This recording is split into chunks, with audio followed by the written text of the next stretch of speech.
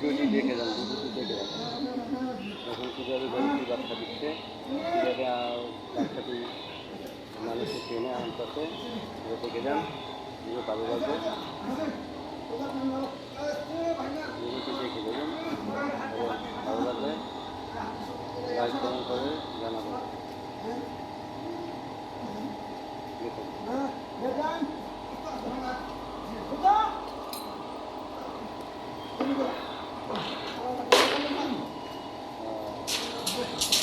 আল্লাহ আল্লাহ করেন,